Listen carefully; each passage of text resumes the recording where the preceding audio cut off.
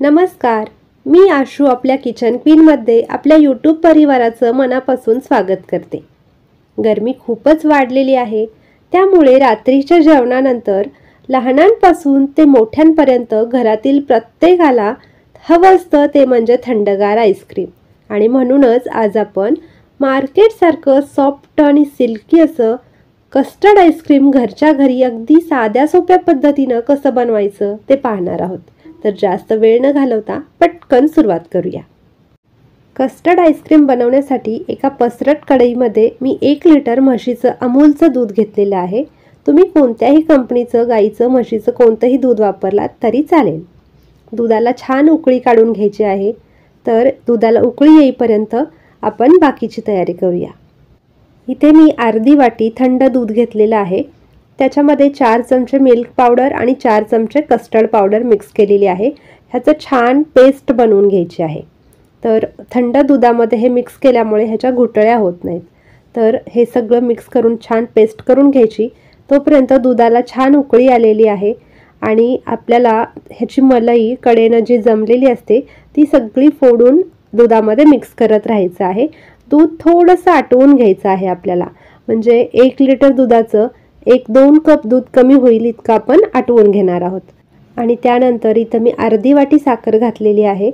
साखरेचं प्रमाण तुम्ही तुमच्या आवडीनुसार कमी जास्त करू शकता।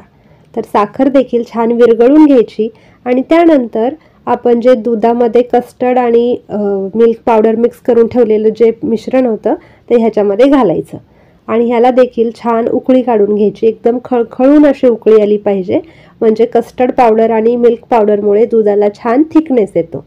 तर आता या दुधाला फ्लेवरसाठी म्हणून मी इथं 1/2 चमचा इसेन्स घातलेला आहे व्हॅनिला फ्लेवरचं।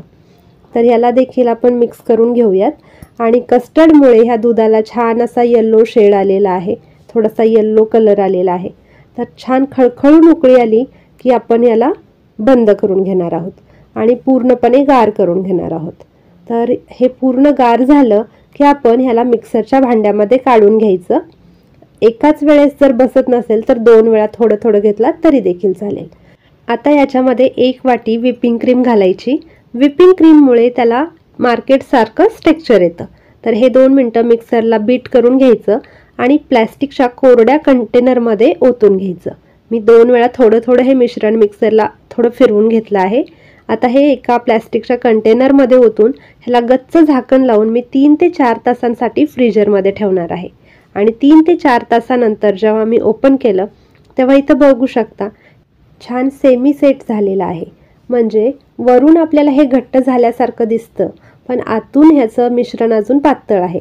तर हे पुन्हा एकदा फोडून आपण थोडं थोडं मिक्सरच्या भांड्यामध्ये काढून घ्यायचं आणि पुन्हा एकदा मिक्सरला जास्त वेळ थोडं बीट करायचं। जितकं जास्त वेळ तुम्ही हे बीट कराल, जास्त वेळ फिरवून घ्याल, तितकं आईस्क्रीम एकदम सॉफ्ट आणि सिल्की बनतं। तर 2-3 वेळा थोडं थोडं घालून मी हे मिक्सरवरती फिरवून घेतलेलं आहे। आता हे डब्यात ओतून घेतलंय आणि त्याला थोडंसं टॅप करून घ्यायचं, म्हणजे एअर असेल ते निघून जाईल। आणि वरून डेकोरेशनसाठी बदामाचे काप टाकून ह्याला 8 तासांसाठी फ्रीजरमध्ये ठेवणार आहे। तर 8 तासानंतर जेव्हा मी सकाळी उघडून बघितलं तर आईस्क्रीम एकदम परफेक्ट तयार झालेला आहे। आणि आता मी याला एका बाउलमध्ये काढून दाखवते। एकदम सिल्की असं आपलं आईस्क्रीम बनलेलं आहे। काय मग, पाहता क्षणी तुमच्या तोंडाला देखील पाणी सुटतंय ना? तर तुम्ही देखील नक्की ट्राय करा आणि कसं झालंय मला कमेंटमध्ये सांगा।